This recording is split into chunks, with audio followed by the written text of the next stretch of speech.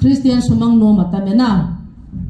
tu lai tai holy da ho jong Christian sumang nom tau na mangai nom lo pathin o ja nom lo Christian sumang di than nom adim se ni nei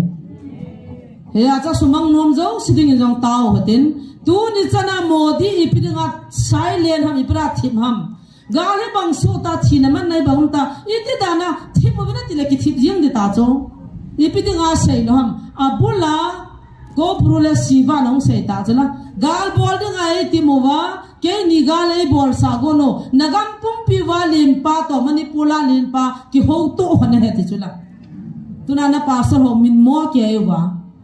amani ki ho to a na ho sumang dina go jewa chu na ho jong si sumang na dinga ke ni ei ti jewa pakayen na ho ka tham du cha mit ki khoi to agiala tu nai ke ho na tong thelo dinga na ki sei do lo la het lo du ta tong ki sei do ho ne ti chula helaya suna jana doi la ka ho ki sei do do jewa chu ke nyong kong ki sei do hin amani ki ho to chana na ho sumang de ti he heya chu tu ni chana ho thi ma tu na chana ham lo cho tu nin tau pi te ka tis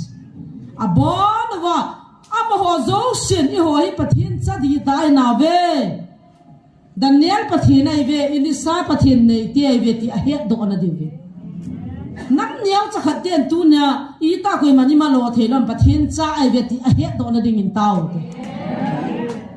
ni khan nyai tau na pon cha ka het the lo cho amo zo si ding ai tau ni wa cha ka tau lo cho amo chu pathin thui ga hila jesu na lung se na ta iga se ya pin tha na dinga taw la thuka ni ya ai banga ki ki namin ki thanu te tia I tiong chu khat chula pathin cha hi ki gyal ron na dinga ai ko mo le hin tin tu to mo ju sin ho in pan pi na thei dinga taw chu thil di ai pu ne taw na ki to ai le ki thap lo dis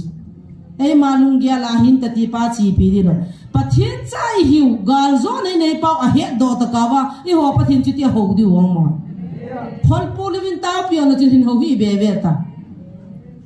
pathin ko na ti mi na that ve ta I le oi mo bo chu tu na I ki vet ha ta cho pathin cha la pathin cha lo pathin cha tian gal zo na la lo pi ne mu ti wala o amoi pathin cha ve ta an mu na dinga ho hi ti gal zo na ti ne na dinga ai taw du pathin lo pi na mu na di vai taw du amola mo ita ji taw wale amola mo hung boy vintin hung kina vintin ki that vintin hung ki man vintin akam mo ko ni ho pan pi na thua cham cham in sei do ta ve to hetiang to le chi mi te ya lo na jem poi pathin cha ti hin het ta ve to ke ba ngai ta jo ka taw we amon pathin an het na dinga to pathin lo pi nei hwa pu na amu na dinga chi chu hi chi a topic hi chu wa noi na het be na lai dinga I taw de bo ni nam pum pi ding taw tin